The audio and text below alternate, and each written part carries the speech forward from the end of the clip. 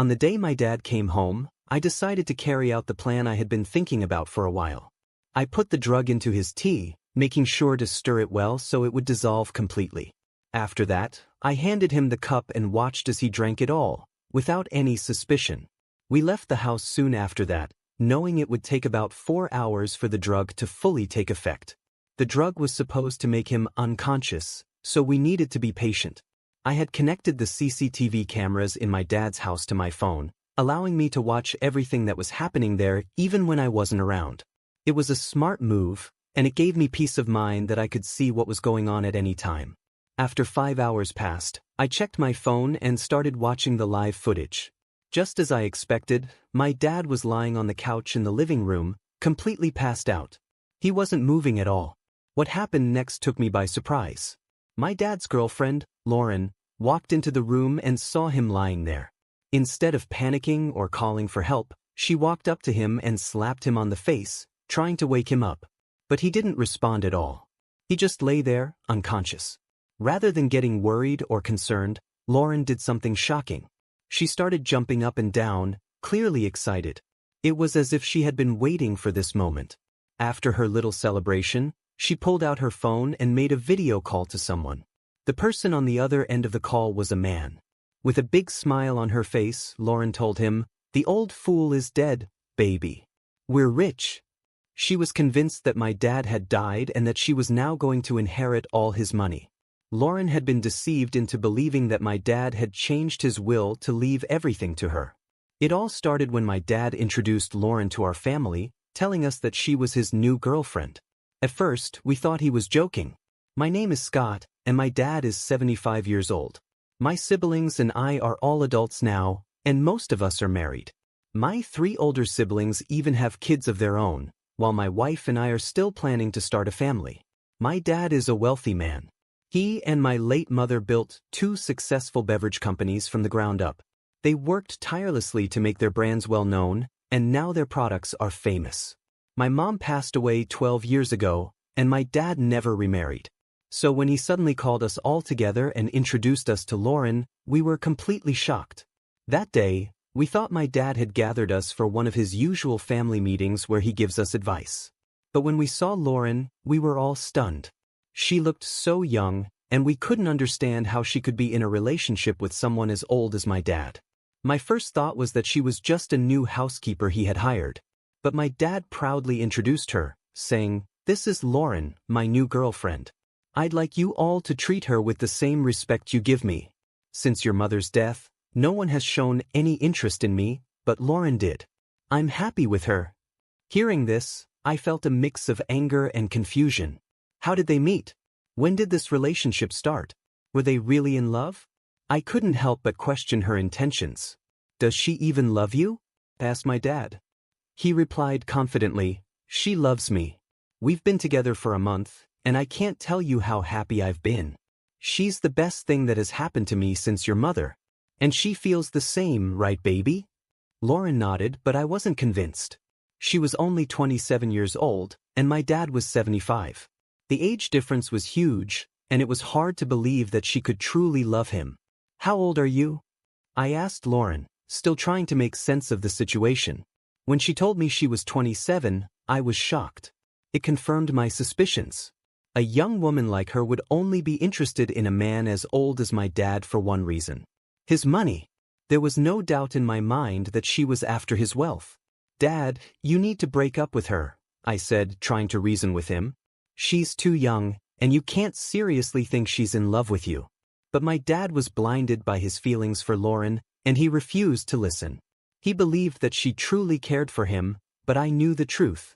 She was only with him for what she could gain, and now, watching her celebrate on the CCTV footage, I was more convinced than ever. "I'm 52 years old, Dad, and she's young enough to be your granddaughter. This just doesn't feel right at all." I couldn't believe what I was seeing and hearing. My father, a man in his 70s, was seriously dating a woman who was only 27 years old. The age difference was so massive that it was hard to wrap my head around it. I wasn't the only one who felt this way either. My sister quickly jumped in to agree with me, her voice firm and unwavering. "Dad, this is wrong in so many ways." "And you, young lady?" she turned to Lauren. "There's no way you're actually in love with my father. I just don't believe it." Lauren, however, wasn't fazed by our disbelief. She looked us both in the eye, her expression sincere, and calmly explained, "I understand that it's hard for you to believe because of how young I am. But please believe me when I say that I genuinely like your dad, a whole lot. In fact, I've never been in a relationship before because I've never been attracted to younger men. Your dad is the first man I've been with, and I haven't regretted a single day spent with him. I love him." Her words were smooth, convincing even. I had to admit she was good with her words. It wasn't just what she said but how she said it that made it so believable. She didn't need to do much more than talk, and somehow, she managed to lower our defenses. My sister and I exchanged looks, still skeptical but also unsure of how to respond. Could she be telling the truth? Could someone so young really fall for a man so much older? We spent the rest of that day at my dad's house, trying to get to know Lauren better.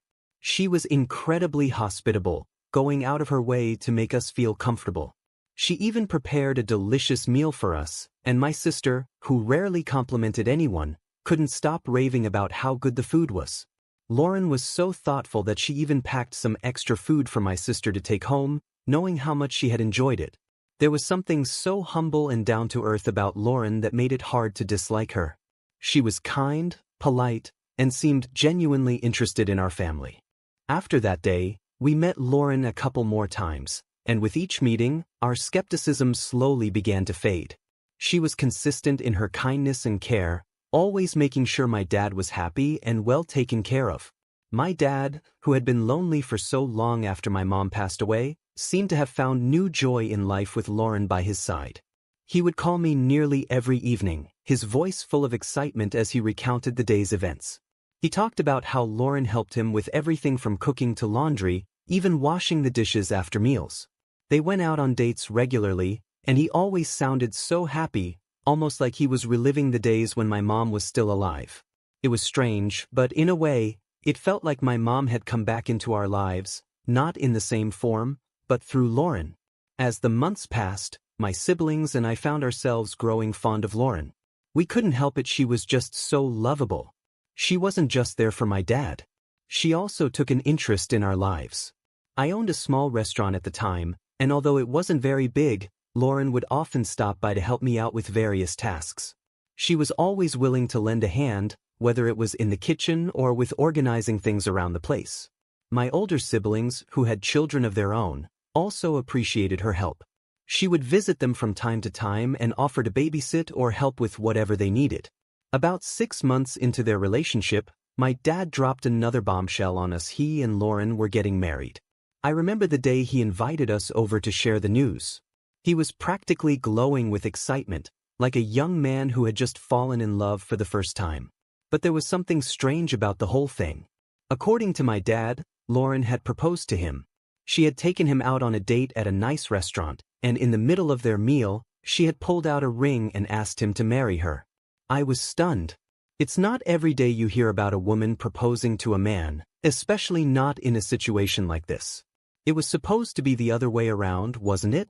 Why would she take the initiative to propose after just 8 months of dating? It didn't add up. When we asked my dad why she did it, he said that Lauren was afraid he might not want to marry her because of the age difference. She was worried that he would hesitate, thinking she was too young, so she decided to prove that she was serious about their relationship by proposing herself. My dad thought it was cute and thoughtful, a sign of her commitment and readiness for marriage. I wasn't so sure. The whole situation felt off, but my dad seemed genuinely happy, and Lauren continued to be as sweet and supportive as ever. It was hard to argue against the marriage when both of them seemed so certain about it. I wanted to believe that Lauren's intentions were pure, that she truly loved my dad and wasn't just after his money. But there was always that nagging doubt in the back of my mind, the feeling that something wasn't quite right. The wedding was a small affair, just close family and a few friends. My dad was over the moon, and Lauren looked radiant in her wedding dress. As I watched them exchange vows, I couldn't help but wonder if this was really what was best for him. Could a marriage built on such an unusual foundation really last? Only time would tell. In the weeks following the wedding, things seemed to settle into a routine. Lauren moved in with my dad, and they started their new life together. My siblings and I continued to visit, and each time, Lauren was as warm and welcoming as ever. She made my dad happy, and that was what mattered most. But despite her charm and the way she had won us over, there was still a part of me that remained cautious, always watching for signs that her intentions might not be as genuine as they seemed. Looking back now, I realized that my initial concerns were valid. Lauren had been very strategic in the way she presented herself to us, carefully crafting an image of the perfect partner for my dad. She knew exactly what to say and do to win our trust, and in the end, we were all taken in by her act. But as time went on, the cracks in her facade began to show, revealing a different side of her, one that was more focused on what she could gain than on truly loving and caring for my father. It's hard to admit, but I should have trusted my instincts from the beginning. My dad deserved better, and it pains me to think that we didn't see through Lauren's act until it was too late. Love can be blind, and sometimes, it takes more than just good intentions to protect the people we care about. At first, I thought the same as everyone else. It made sense to me that Lauren might have believed my dad would never marry her because of the significant age gap between them. So, when she proposed to him herself, I saw it as a clear sign that she was genuinely ready for marriage. That's what I convinced myself to believe, so I decided to support her in every way I could. My siblings seemed to share the same reasoning. We all came to an agreement that their marriage was okay, even if deep down, we had our doubts. It wasn't as if our disagreement would have stopped the wedding anyway. Our dad was determined to go through with it. As we began preparing for the wedding, I noticed something that seemed a bit off. Lauren was very insistent on having a court wedding instead of the traditional church ceremony. This struck me as odd, given that our family had always valued religious ceremonies.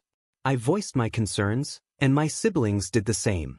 We felt that a church wedding would be more appropriate and meaningful, especially considering my dad's age and the traditions we were used to.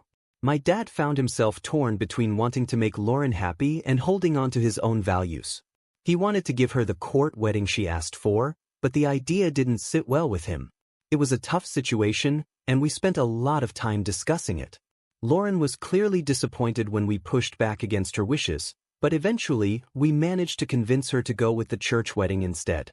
Although she reluctantly agreed, it was clear that she wasn't happy about the decision.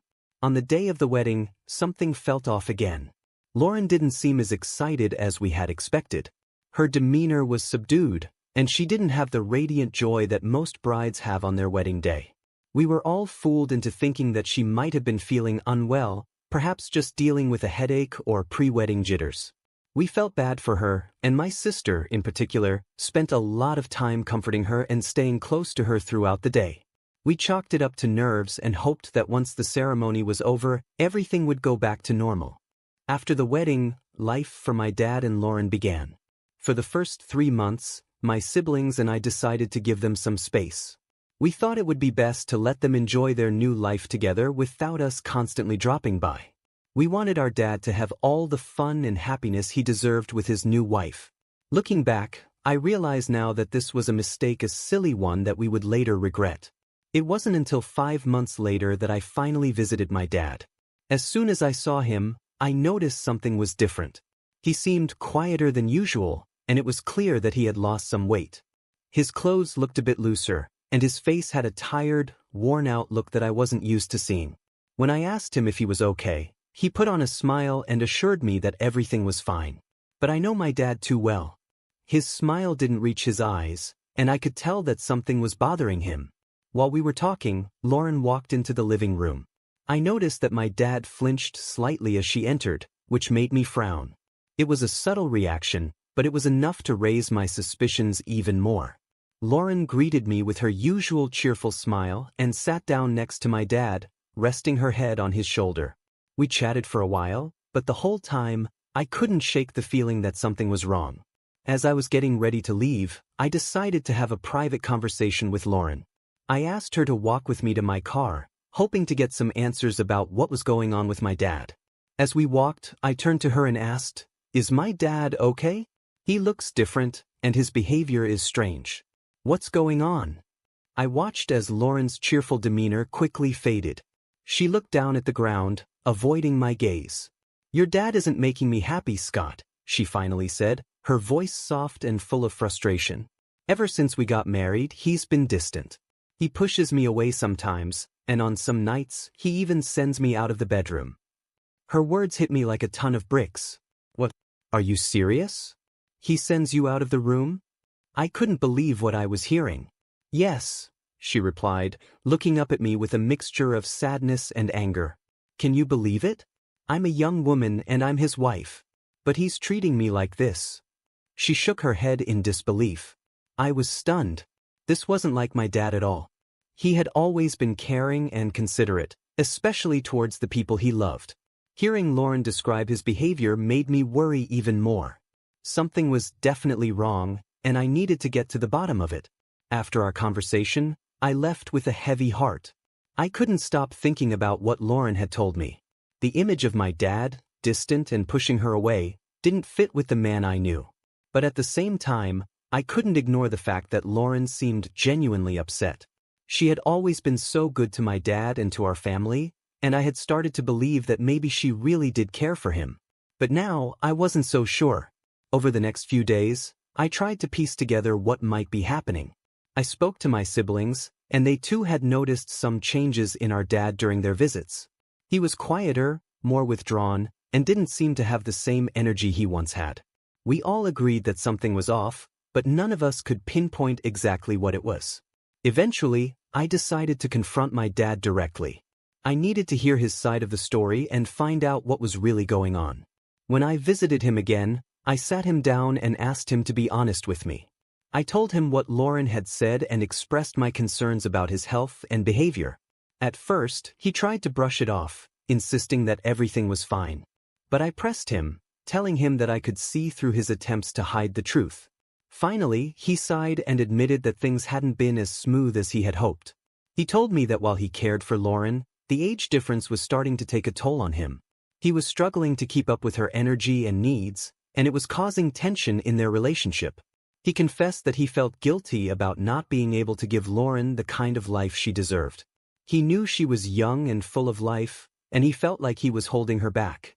That was why he had been distant and why he sometimes sent her out of the room at night. He didn't want to face the reality that their relationship might not work out the way he had hoped. Hearing this broke my heart.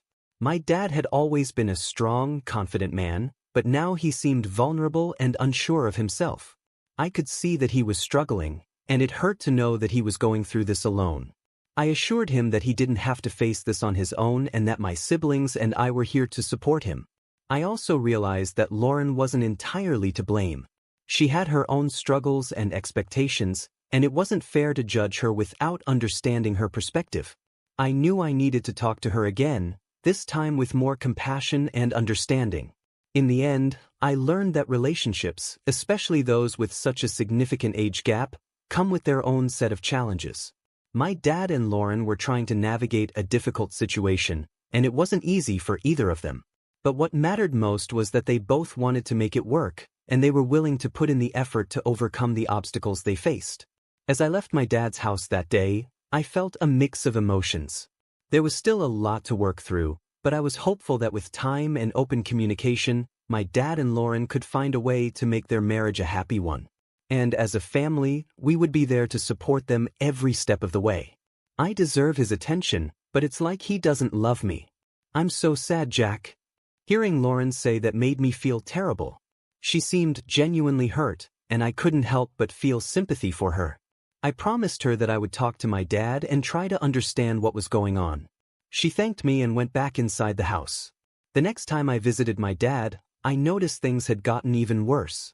He was quieter than before, barely saying a word to me. His behavior was so strange that it left me feeling frustrated and worried. I couldn't take it anymore, so I left his house in anger, unsure of what to do next. As I was driving away, I received an unexpected phone call from my dad's lawyer. He informed me that my dad had recently contacted him about changing his will. According to the lawyer, my dad wanted to leave everything to Lauren.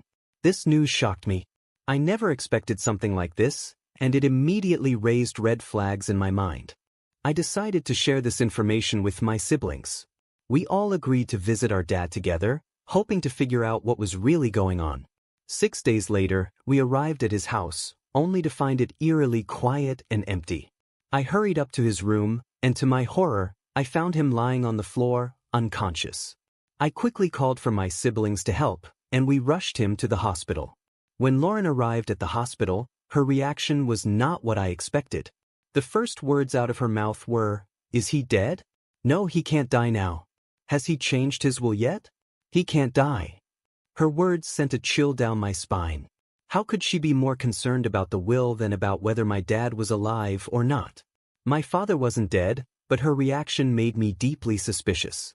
I confronted her, asking, "What are you saying? My father is not dead." Lauren suddenly became cold, scratching her head and stammering, "Well, he said he had some changes to do. I was just scared that he didn't get to do that before he died. What happened to my husband?" Her behavior only made me more suspicious. Why would she immediately assume he was dead, and why was she so focused on the will? It didn't make sense unless she had ulterior motives. When my dad finally woke up, he started crying uncontrollably. We tried to comfort him and asked why he was so upset, but he wouldn't tell us. Instead, he asked Lauren to leave the room, which only added to my suspicions. It seemed like something was terribly wrong, and my siblings agreed with me. We began to suspect that Lauren might be abusing our dad and that she was only interested in his money. The fact that she was so concerned about the will was a big clue, and we couldn't ignore it. We also questioned why our dad would suddenly want to change his will in such a drastic way. It wasn't like him to make such decisions without discussing them with us. We started to think that maybe Lauren had pressured him into it. After all, she was the one who had proposed marriage in the first place, which was strange enough on its own. Determined to uncover the truth, we came up with a plan. We knew that our dad would never tell us if something was wrong, so we decided to find out on our own. Before leaving the hospital, we spoke to the family doctor who had been taking care of my dad for years. We trusted him completely, so we shared our concerns and asked for his help. The doctor gave us a drug that could make a person sleep for an entire day, making them appear as if they were dead. We planned to use this to see how Lauren would react if she thought my dad had passed away. We also arranged for Lauren to stay at the hospital with my dad for 3 more days, giving us time to install hidden cameras throughout their house. This way, we could monitor everything that happened once they returned home. On the day my dad came home, I put the drug into his tea, making sure it was well mixed so he wouldn't notice anything unusual. After he drank it, we left the house, knowing that it would take about 4 hours for the drug to take full effect. I had connected the cameras to my phone, so I could watch everything in real time. We waited anxiously, hoping that our plan would reveal the truth about Lauren and her intentions. I could see and hear everything that was happening in my dad's house, thanks to the cameras we had set up. 7 hours later, I started watching the footage on my phone. My dad had passed out in the living room, just as we expected. What happened next shocked me. Lauren walked into the room and saw my dad lying there, unconscious. Instead of panicking or calling for help, she tried to wake him up by slapping him. I was surprised by this, but my dad didn't move at all. He was completely out. What Lauren did next was even more disturbing. Instead of getting worried or concerned, she started jumping up and down, clearly excited. It was as if she had been waiting for this moment. After her little celebration, she quickly pulled out her phone and made a video call to someone. I watched as she spoke to a man on the other end of the call, saying, "The old fool is dead, baby. We're rich." She was convinced that my dad was dead and that she was about to inherit all of his money. What Lauren didn't know was that the lawyer had played a trick on her. After the lawyer called me, he told me that Lauren had visited him, asking about the will. Sensing something was wrong, he lied to her, saying that my dad had indeed changed his will to leave everything to her. The lawyer had been with our family for a long time, so he knew how to handle the situation. I was so grateful to him for his quick thinking. While Lauren was busy celebrating with the man on the phone, I immediately contacted the police and my siblings. We all rushed over to my dad's house, determined to catch her in the act. When we suddenly burst into the house, Lauren was completely taken aback. She tried to escape, but it was no use. The police were quick to handcuff her and take her straight to the station. At the police station, it was discovered that Lauren and her 24-year-old boyfriend had been plotting to scam my dad. The boyfriend was also arrested, and both of them were taken to court. My dad was heartbroken when he found out the truth, but he didn't waste any time. He immediately divorced Lauren and cut all ties with her. Once Lauren was arrested, my dad finally opened up to us. He admitted that she had been abusing him, both emotionally and physically. He also confessed that he felt ashamed and disappointed in himself for not seeing through her sooner. However, he was relieved that we had saved him from her clutches. My dad also made it clear that he would never date or marry anyone ever again. He was done with relationships after this terrible experience. In court, Lauren was charged with emotional and physical abuse as well as fraud. She was sentenced to 30 years in prison, while her boyfriend received 20 years for being an accomplice. As Lauren was being led away, she broke down in tears, crying and apologizing to us. Her parents were also in tears. They told us that Lauren had run away from home, and they had thought she was missing. We felt bad for them, but we knew that Lauren had to be punished for what she had done. She was nothing more than a gold digger, trying to take advantage of my dad's kindness and wealth. Thank you for watching.